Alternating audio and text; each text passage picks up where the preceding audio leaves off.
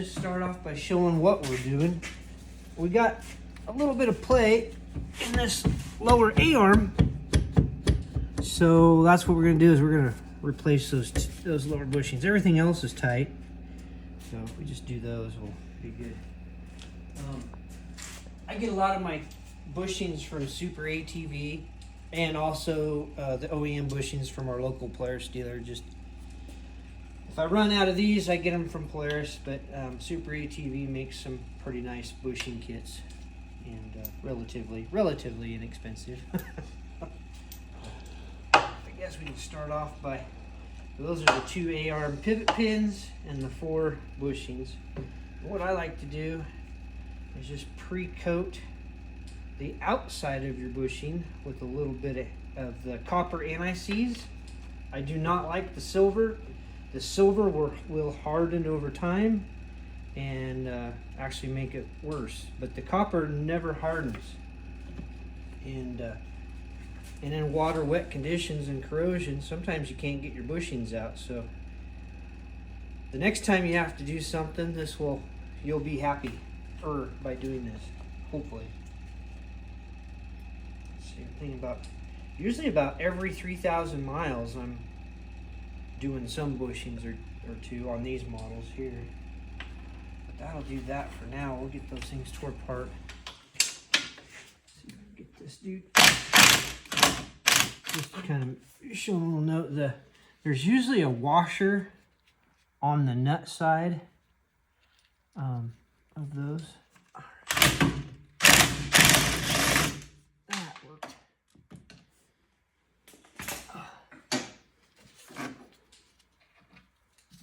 And there should be a little washer there. Yep, there it is. Okay.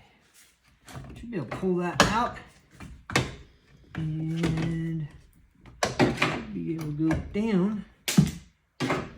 Oh, it's just hung up on that greaser. Usually I can go out and around and down.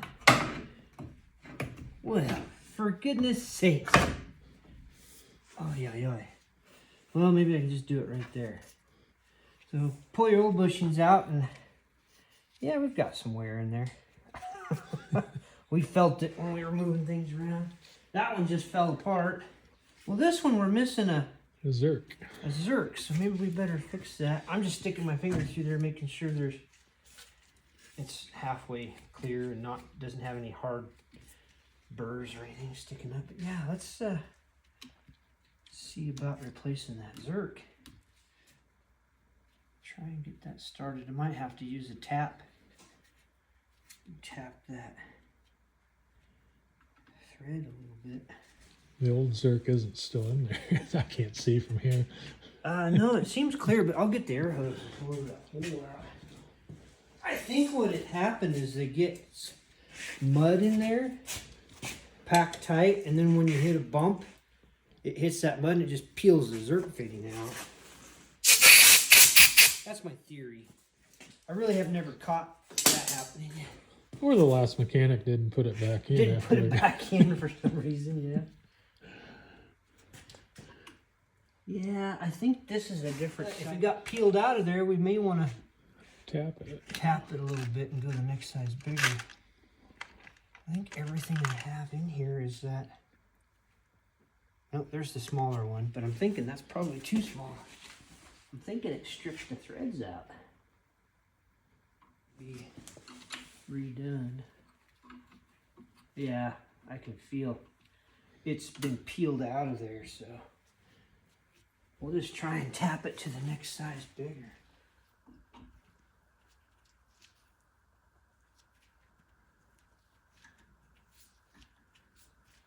It won't take much, and this should be able to zing in there.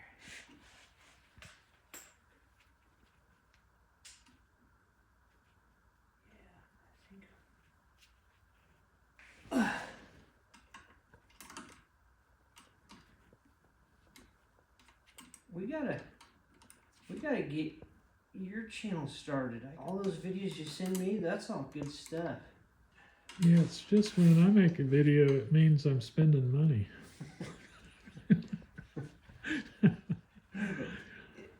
every time you send me a video, it's like, oh, what's Mark building now? I love the part where you said you'd build you a hay shed if you get the haystack first, so you can build the barn around the haystack. Makes it easier for scaffolding and whatnot. Yeah. All right, I think we're ready Well, to at go. least then I'd know the hay would fit. Yeah. Well, I Might not be able to get it unloaded with the tractor, but the hay fits.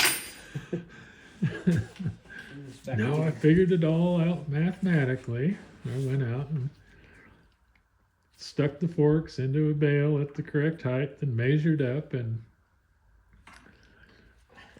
I need a minimum of 12 feet to be my starting height.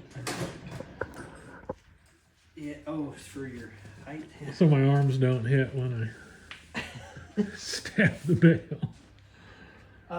Usually on bushings, if there's not a grease zerk there, I'll actually pre-lube and fill that with grease. But this one's got a grease zerk now. So. And always put your, I've had so much better luck with, always put your black or your bushings in first, and then put your pivot pin in. And the reason for that is usually when you drive your pivot pin in, it swells the bushings. So you usually can't get your you can't do it the other way around. You have to do bushings and then pivot pin.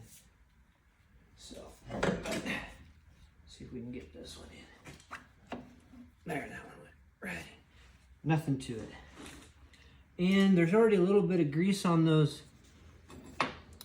bolts, and you either put grease or you put the anti-seize in there, because these bolts will corrode with moisture and stuff over time, and you can't get the bolts out, and then you got to cut them out. So it's best to do a little preemptive by putting something on them. There's already enough grease on these, but the inside of that pivot pin is still dry.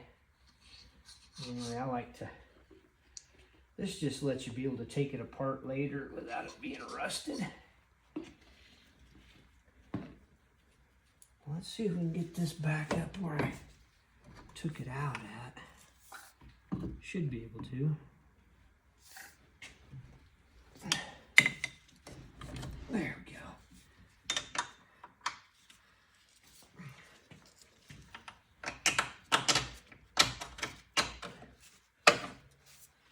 But I don't know if anybody, it's just a Permatex copper coat. The silver is not as good. The silver will dry out, that won't. Well, you sure make that look easy. Oh. Must have done it once or twice. Getting up or down, or putting the bolt on? Because it's not easy getting up and down. No, just doing the bushings. Yeah, these bushings are pretty easy to do on these. You do them right on the rig. The newer sealed ones are a lot harder. I've got a video on installing them, but you gotta knock them out, press them out. They're a little more to it than that.